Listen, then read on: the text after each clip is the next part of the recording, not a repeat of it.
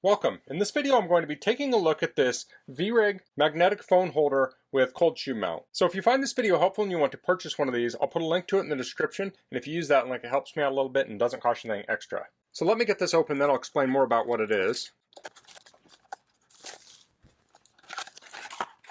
Okay, so this is a phone holder, and I have another example of something like this. This is another one I have, and this one was given to me by a company for a previous video. But this is a phone holder, and you put your phone in here and you clamp it down. And this has a tripod mount on the bottom. It has a cold shoe mount. Well, this can mount to a cold shoe, and it has a cold shoe on it. So the idea is that you put your phone in here, you clamp it down, and then you can have your light and microphone and everything on it. So I got to thinking someone must make a magnetic version, so I came across this here. So again, this mounts to a cold shoe. This has a cold shoe mount on it. This also has a tripod mount, and it looks like this rotates. So you can put this in different directions, and this has that magnetic mount for your phone. So you can put that on there. So this is going to be compatible with the iPhone 12, 13, 14 with the MagSafe. It does come with a ring too.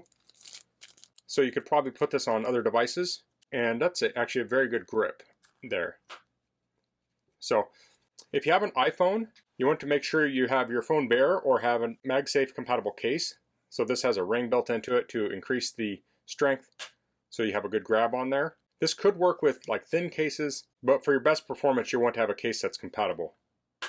So that latches on very nicely there. So I'll just replace the middle section of this. I'll unthread the tripod here, and I'll take this off. So here we have that top cold shoe, and this will slide, looks like, all the way through here. So it doesn't really have a positive stop, so you want to make sure you somewhat center it, and then you'll need to make sure this is tightened down pretty good. This will be easier to do without the phone on it. So I'll slide that in there, and then I'll tighten this down.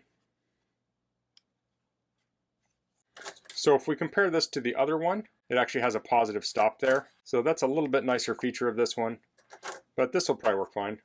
And then here we have that cold shoe or the tripod.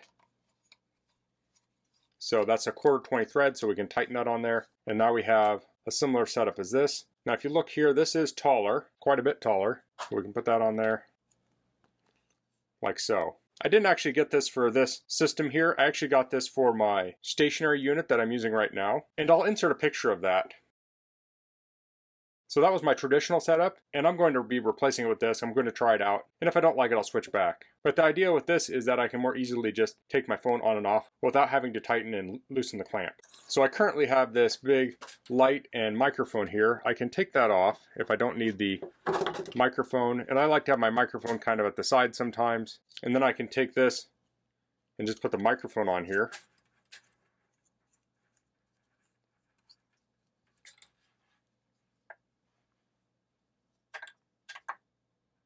Like so. Normally I have it pointing towards me, but that's one way you can use it, is to point it away. And I will get that lined up like so. And I can plug this in. There we go.